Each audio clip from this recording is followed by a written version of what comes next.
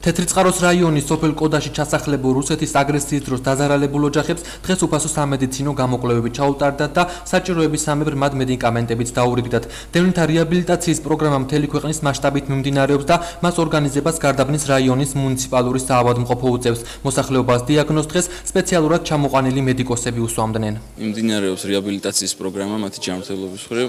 მიმდინარეობს გამოკვლევები, ჩამოვიყვანეთ სხვადასხვა პროფილის ექიმები, ჩამოვიტანეთ სხვადასხვა დასახელების მედიკამენტები და უსასყიდლოდ გადაეცემათ მათ ეს მედიკამენტები.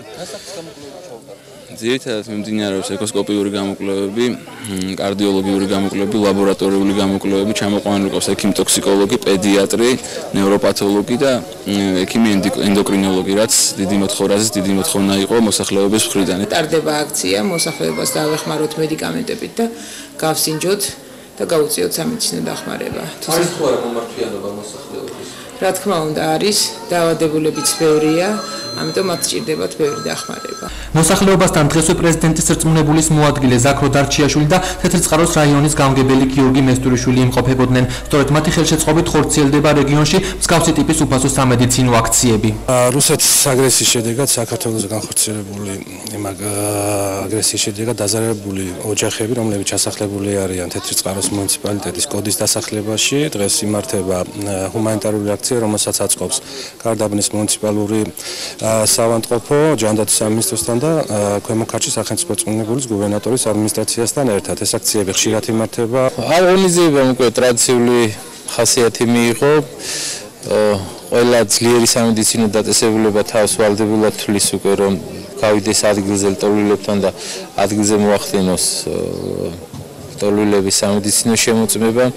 დღევანდელი ღონისძიება იმითაც არის განსხვავებული და უფრო ასე თქვათ წარმატებული რომ სამკურნალო დანიშნულების წამლებიც აქვს შემოტანილი გარდა იმისა რომ კვალიფიციური სპეციალისტები არიან მოსულები და დროდადრო მსგავსი შინაარსის მსგავსი ტიპის ღონისძიებები უხდება ისედაც დაზარალებულ და დაზიანებულ მოსახლეობას.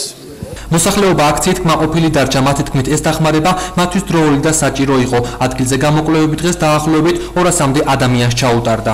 ისე ყველანაირად კმაყოფილები ვართ, რა თქმა უნდა, ყველაფერში ჩვენ არაფერი ჩვენების არაფერი არ გვაქვს, იმიტომ რომ კმაყოფილი ვართ ერთი სიტყვით რა.